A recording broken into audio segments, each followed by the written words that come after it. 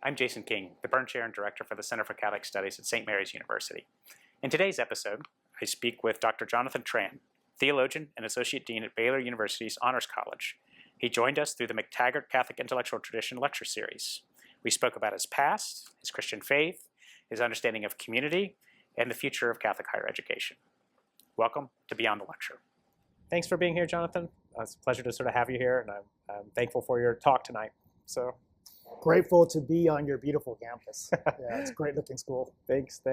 I wanted to start the way I kind of start with all of my sort of guests is tell me about how you got into theology. It's not usually the first thing on people's mind, but people have very interesting paths to sort of get there. So can you tell me a little bit about how you got into theology?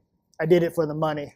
I surveyed the fast cars. I surveyed the opportunities, finance major, computer science, and theology. It seemed like the no-brainer on lucrative living. Same. So, no, I was raised outside of the church, outside of Christianity.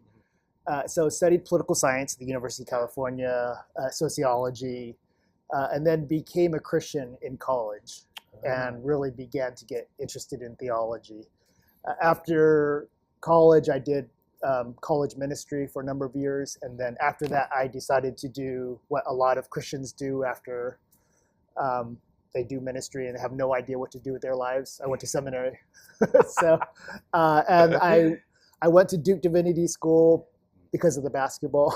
Really? I figured I could get tickets into Cameron, maybe try to walk on to the Duke Blue Devils.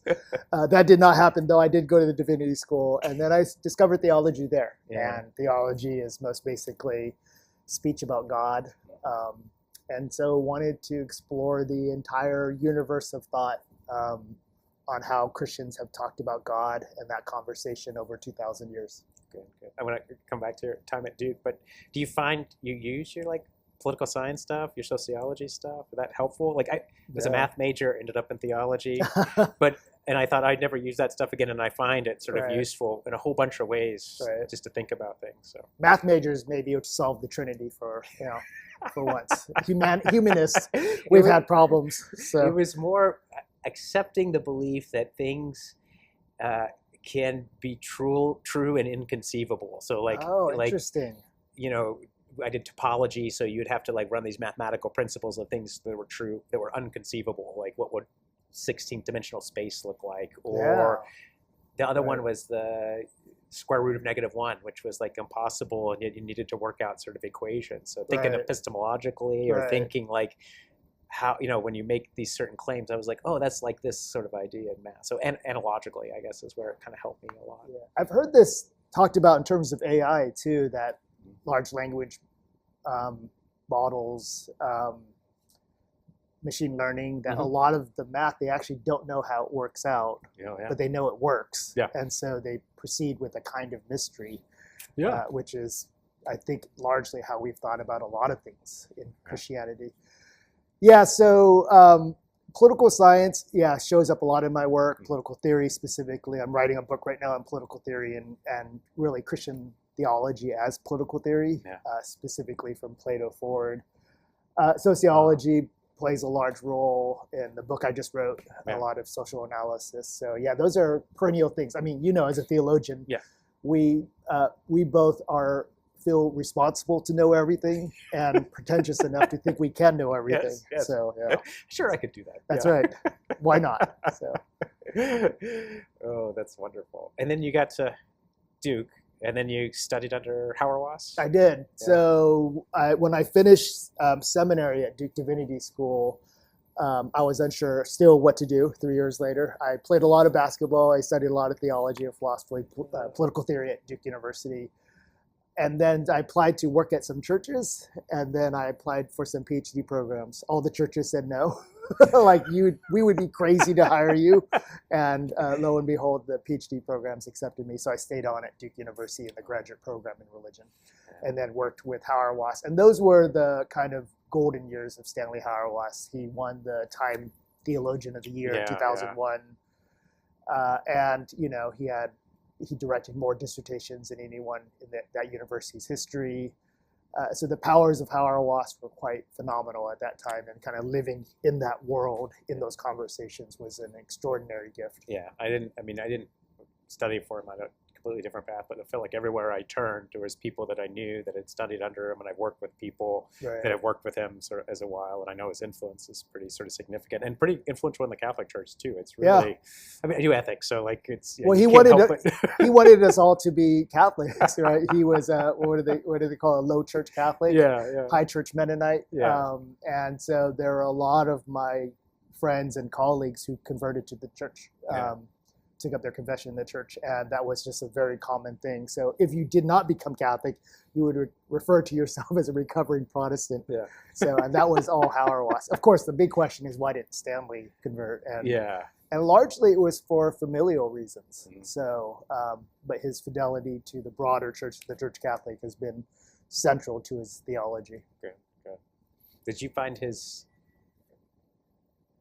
How did you find that sort of mentorship? So was it pretty sort of helpful?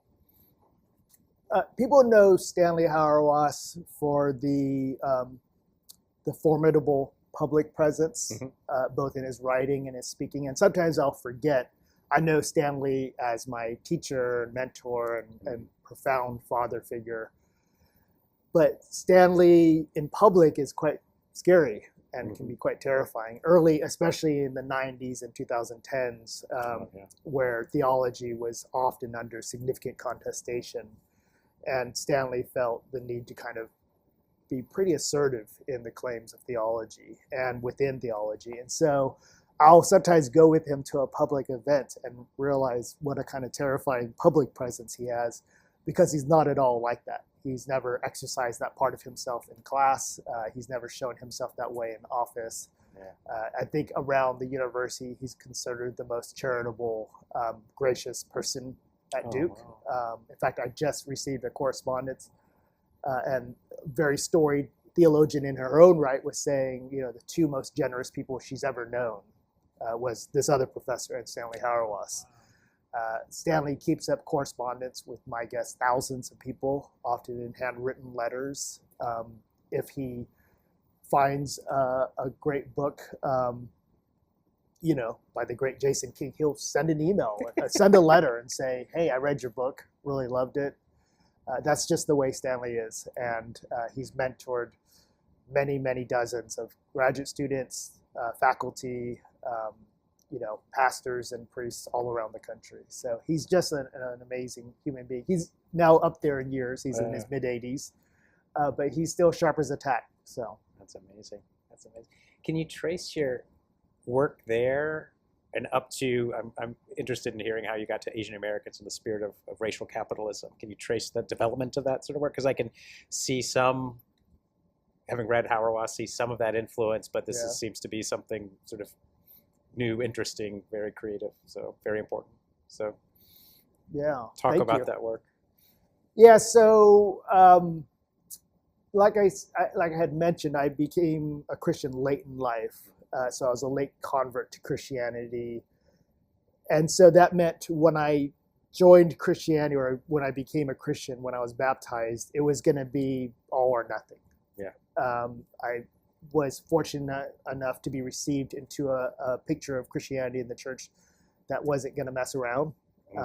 Very committed to intentional living, ascetical living, liturgical life, justice, accountability, and these kinds of things. And so that was a natural progression to go from that picture of Christianity to Hauerwas's account of the church.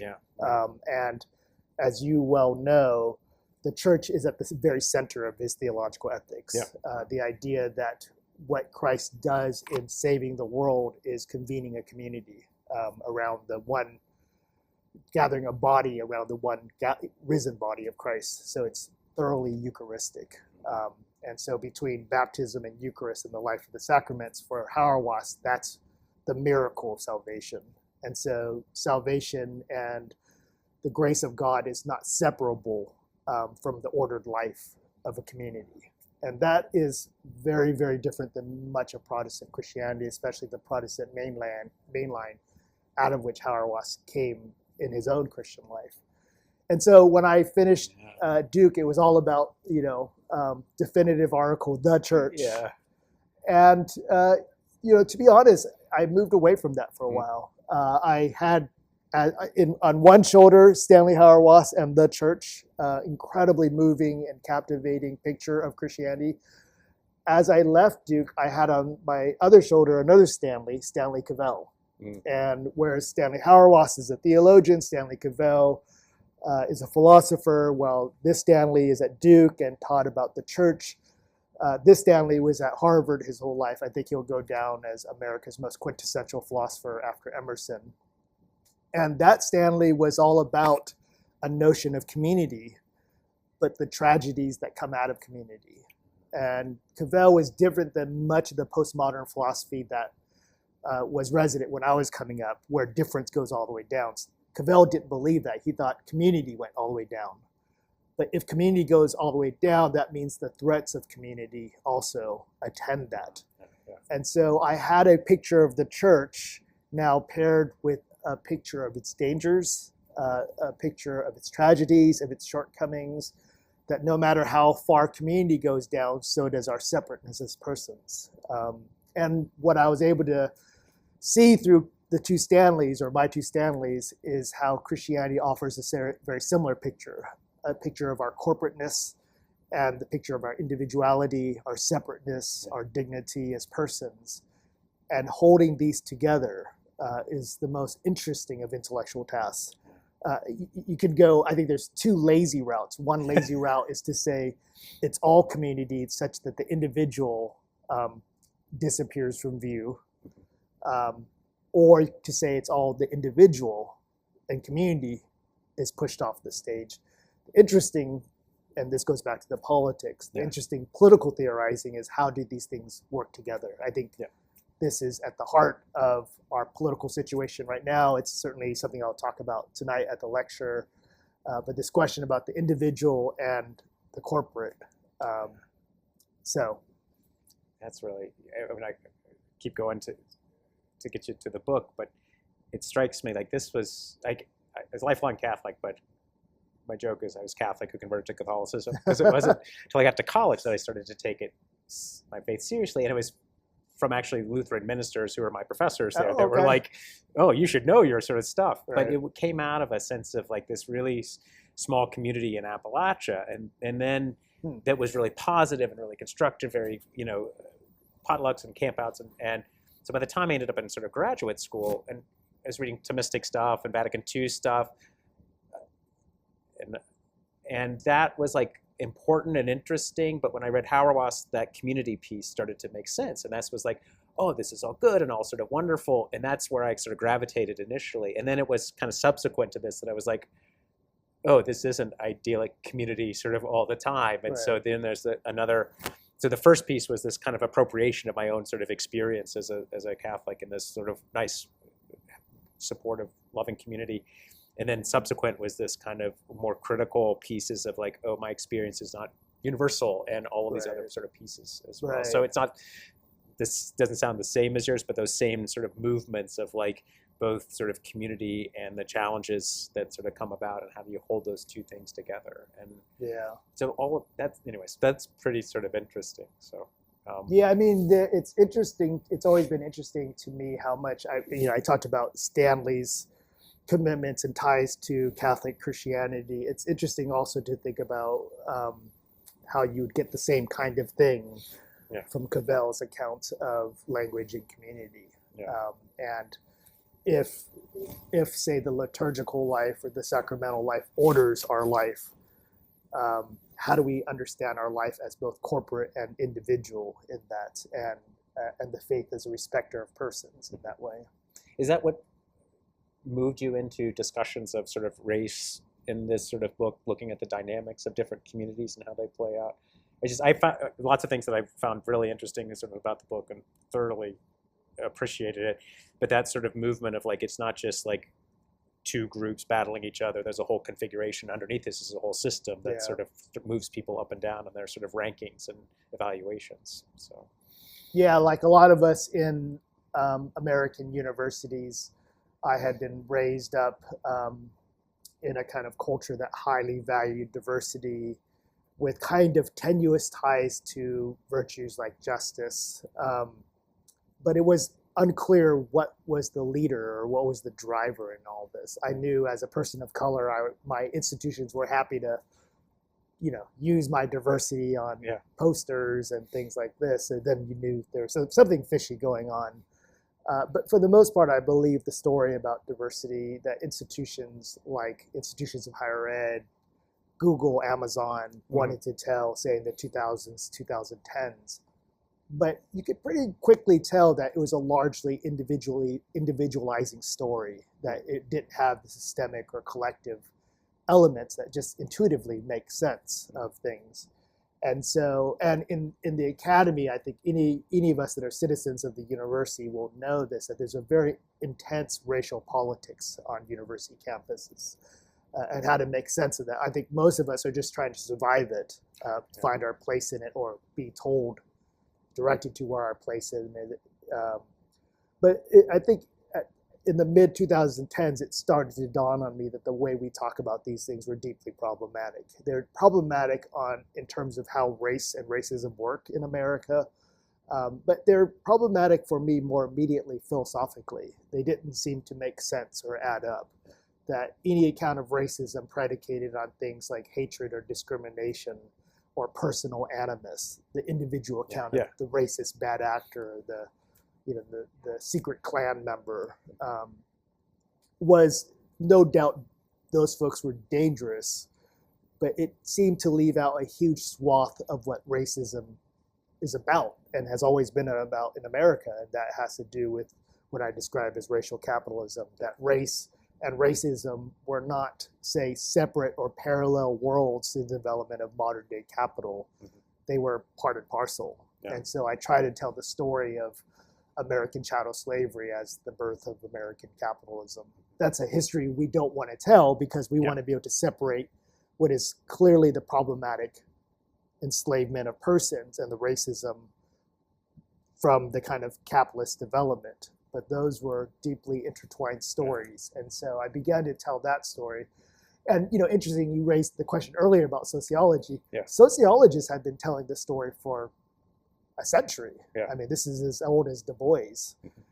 Theologians told this story for a long time too, but at some point that story started to separate and the racial identity questions became dislodged from the questions of political economy, which for many liberationist Christian thinkers would have been bonkers to think in those terms. When was that separation going on? When would you it's a really interesting question, right? Because it's so counterintuitive to think about them as separate. So if race was created as, what the political left has called, and I think rightly called, ideology. So you ascribe to me a racial identity to justify a certain kind of exploitative practice.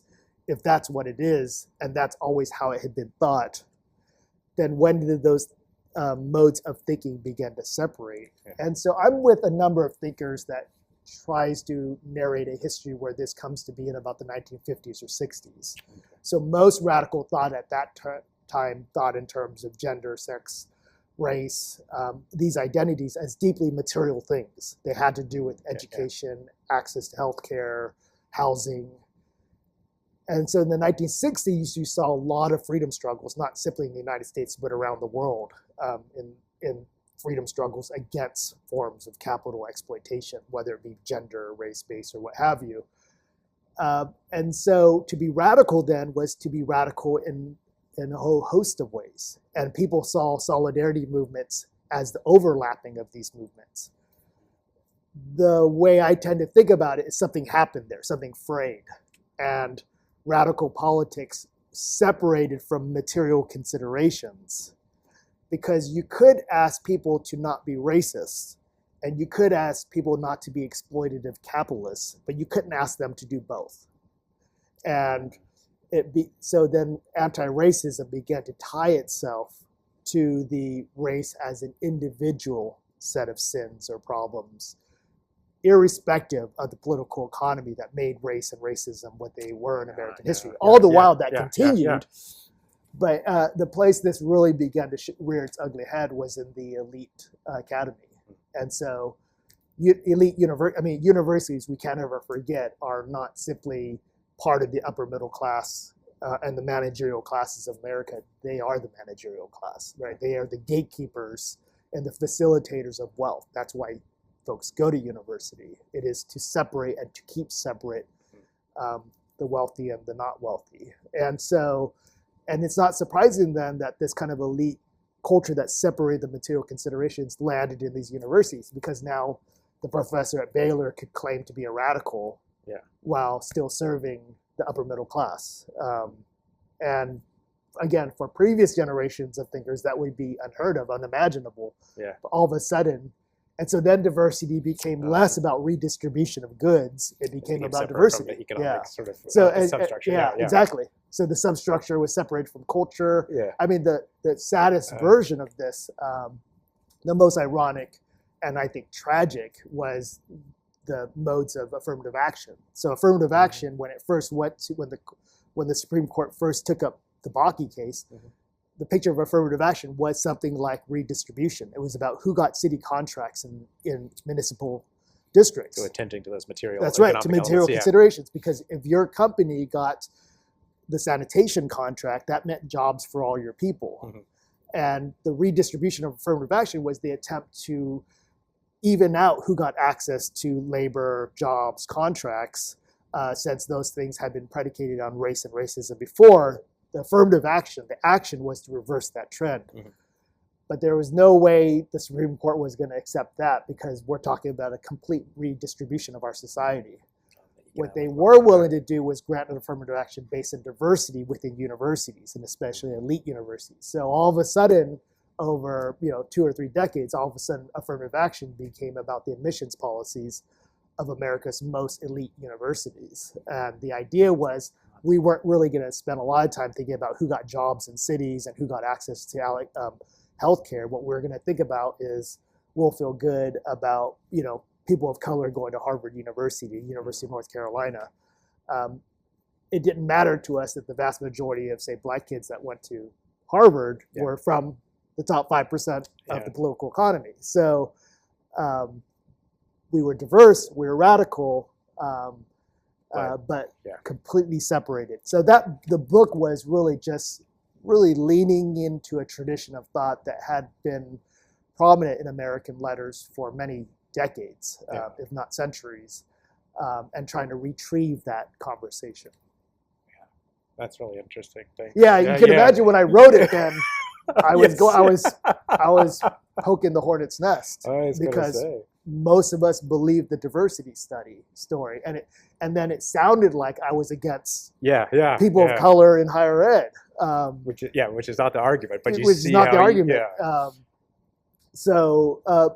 when I first started writing the book, my good friend Luke Brotherton, I wrote it in fear and troubling, but Luke said, I think there is some political winds shifting in America. And that the conversation based simply on identity is exhausting itself. And I didn't believe it, so I was scared, but Luke ended up being right. And so my book came out with a number of books that made very similar arguments. More recently, We Have Never Been Woke, the book Elite Capture. There's a version of it in the UK called This Is Not America. And it's basically the way identity-based critical theories have kind of forgotten, lost its heart and its courage, and is trying to recover a kind of more liberative picture. So that's great. I could talk to you about that for like 6 more hours. But I I got into the weeds there. No, I love this. I love there's like 10,000 little things kind of firing off, and thinking about how the operations of that and how systems work and are formative of our imagination, and because of that then can either hinder solutions or prevent possibilities of doing it better. And also the systems become entrenched in ways where the solutions to change them are really, really profoundly sort of difficult. Very, very difficult. But easier to put an Asian kid on a poster than to rethink what is the university doing in this community. So I'll talk to you about that again, because that's interesting. But I wanted to pivot to the lecture tonight, which is generally the topic community, which I know is very narrow and easy to talk about. But what are you thinking about that? And I wanted to ask that this whole series this spring is about trying to think through our current environment, drawing on resources in the Catholic intellectual tradition, I ask different people to think about sort of different thing, and you to think about this community. And part of it's about belonging, part of it's about a sense of sort of loneliness, part of it's about those sort of social factors that sort of pull us apart. So how have you been thinking about that in preparation? I know you'll get the full talk tonight. But yeah. How do you see I that love the topic. So it's a real privilege and honor to speak on community. Yeah. It's a massive topic. Yeah. I mean, in some ways, Yeah. downstream from Hauerwas, community is not important. It's all important. Yeah. And I think I'm trying to hit those topics that also matters to the students, not just theoretically, but kind of viscerally, like sense of belonging and participation. So go ahead. Yeah, my sense is that this generation is both more aware and more honest and forthright about the need for belonging, community, friendship, church. So they're more aware of it, whereas, say, my generation still didn't quite know whether it was a necessary good, that the individual life may be the picture of America, that, what it means to be an American. I think this community has soured on that, this generation. So community is more at the forefront, but they also live at a time where it's harder to reach and to get to. Yeah. And it has everything to do with things like social media and the fragmentation of our political culture. So tonight what I'm going to do is I'm going to begin by talking about the kind of anti-communal forces. And I think right now it's easy to pay attention, and we should pay attention to the political climate. Yeah. And I'm going to say something about that in terms of where America stands in terms of its communal corporate identity. But I think there's also other forces at play and have been at play for decades, if not centuries. One is the incredibly individuating forces of kind of modern society. Just the way, for example, that we're taught to think about careers. So Henry Nouwen has this great observation where he says, for most of human history, people have chosen community and figured out how to make it work, how to pay for it, basically. Yeah. We're probably the first generation in human history that goes and chooses a career and hopes community springs up around it. And then we're surprised that we don't have it. And so, Mother Teresa's adage that in Calcutta, in the streets of Calcutta, she could pick someone off the street and nurse them back to health. In America, she talked about this epidemic of loneliness that is largely incurable within the resources that we have here. And so I think the students I encounter both recognize that, but then the forces of things like social media, the forces of capital, the forces of career, even university is largely now about certifying individuals, professionalizing individuals. Yeah, and so, I've been thinking about this in terms of, because I both taught in Appalachia and then taught here, which is a Hispanic serving institution, and the way in which the cost is so high and the students want to do their parents proud, but then it forms them in this sense, like your job is more important than everything else. Right. And that's the way you show your sort of love back to it. And so it has that formative piece to it as well. I'm just thinking like university education forming you in that individualism that's hard to counter. And built though on this affection that they have for family and place, but also like this resignation that I can't let that deter me from. Yeah, it's an interesting thing because like a lot of your students that have, say, immigration questions or histories, just recently, maybe 1, 2, 3 generations back, my family is also an immigrant family. And so in the Asian American stories, you come to America, you leave your family, and then so it's natural then for a family in Southern California to send their kid off to Pittsburgh, to Carnegie Mellon. But one of the things I notice about, I've been in HSIs before, Hispanic serving institutions, not like St. Mary's, though. Yeah. It's powerfully the case here. It's visible, it's visceral in this really beautiful way. But it made me think, one of the things I like doing every year is I look at in Waco, I look at the local paper every year. They list all the valedictorians from the Waco, the various schools. And there's the kid that graduates valedictorian and then goes off to Carnegie Mellon and goes off to Harvard. But I noticed so many kids that come from Hispanic families, it seems to never occur to them that they would do that. Yeah. That family or community or church is going to be the given. And so they are just as likely to go to a Baylor or TSTC or the local community college precisely because it would never occur to them to leave their community Yeah. to go chase a career. Yeah. Whereas, say, in the Asian American community, that's precisely what you do. Yeah. And I think, like, if we take a couple of steps, I wonder what we can learn from that. I think our tendency in higher ed is to preserve our model and to problematically try to get those kids to leave their communities. What would it mean to honor that? It's actually, there's parallel questions in agrarianism, right? Yeah. So do we want the farm to be separated from the communal life of people, or do we want an integration of our life, a much more integralist picture of our societies? And this is something I've been thinking a lot about, especially here in South Texas. And how do we kind of rethink some of these questions? That's fascinating. Yeah. Well, and that helps me to transition to my last question, which is always my one gotcha question, because I'm asking people to predict the future. Okay.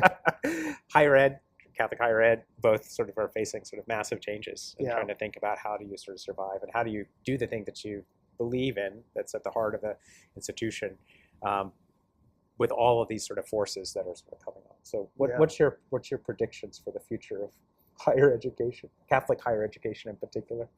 Yeah, because of the book, I've visited a lot of religious schools in the last 2 or 3 years, and in the last year, Villanova, Notre Dame, St. Mary's, of course, headed to Holy Cross in Worcester, Massachusetts, in the fall. And it's interestingly parallel to what's going on in a lot of Protestant universities and colleges in America, that everyone's facing enrollment cliffs. Almost everyone is tuition-based, depending on your grades in terms of things like endowments. And so the broader landscape of American higher ed is facing this, just a bodies problem. We're just going to have a lot less kids in colleges in the future years. But then that means everyone's scrambling for the same spaces. And so in our world, it's the Baylors, the Wheaton colleges. In your world, St. Mary's, Notre Dame, Villanova, my guess, Dayton, another Marianist school. And so everyone's trying to figure out the financial model. And one model, of course, is virtual education. And people have seen some success. The problem is the sample size is 5 years. So one is going to be this question about what models we have for education going forward financially. And I don't know that anyone's cracked that nut. The big schools are conglomerating. I mean, they're consolidating. My friends at Princeton University told me they're going to add to their class by 1,000. And I mean, to their university, 1,000. And people are like, why? You're already the most selective institution in the country. Why do you need 1,000 more students? Especially while all these other institutions are really struggling. Some of them are dying by the wayside. So that one question about whether, and this goes back to the comment about, do we bring in Hispanic family kids and move them out of their communities, or do we rethink the model of higher ed? And we need to rethink how we financialize it, because the model that we have had in the past doesn't work, and the people that carry the burden are really not the institutions as much as the students, with massive student debt. So we need to rethink that model, and there's some really good work going on here, I'm guessing, here as well. The other question, as I'm sure is very resident at this school, is where does the religious identity and mission fit in? And what's interesting is that in most campuses, this is a fight. And it's a good fight. It can be a healthy fight even. Interestingly, the financial question isn't often a fight. It's just whatever works. Now, these things are deeply intertwined, because when we serve the finances of an institution, the mission and identity is usually the first to go, or it's put in service of that, and you get a little tail wagging the dog phenomenon. But so on the second one, it's definitely what will be the Catholic or Marianist identity. Now, you all, I want to say, this is maybe the grass is greener effect. I want to say you all have it better because Catholics have religious traditions that they can identify as what it means to be Catholic. Like there is no church that doesn't have Mass and the Eucharist and some tie to the larger infrastructure of Catholic life, the sacramental life. Protestants, it's really unclear what we mean by Christian. And so if an institution moves on from its Protestant denomination, I think educational studies show it's really about 50 years that it's not confessional anymore, because there's no definitive way. And so the mission and identity, my guess, is concrete and material in a way in the Catholic space than it is less so in the Protestant space.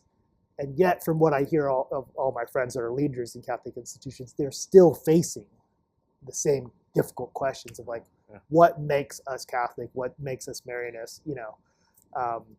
And that's everywhere, it seems, right now.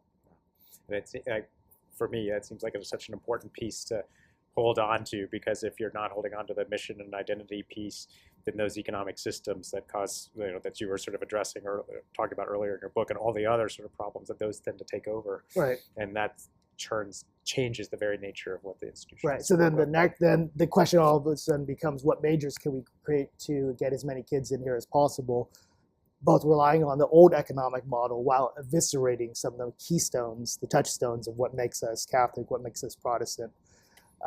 And the tail does wag the dog. Yeah. So, and I think our leaders are good insofar as they're pretty aware of these tensions. Yeah. So to turn back to the very, very beginning. So everyone should be a theology major because it's lucrative. It's the most lucrative. So, or at least it will at least teach you that talking about, and this is going back, finishing with Power Wash, talking about God under these conditions is very fragile. Yeah.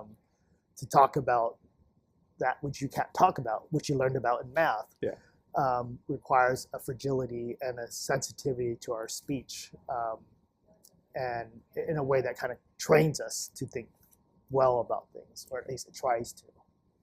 Well, great. Thank you very much. Thank you for the conversation. Thanks for having me. I appreciate it.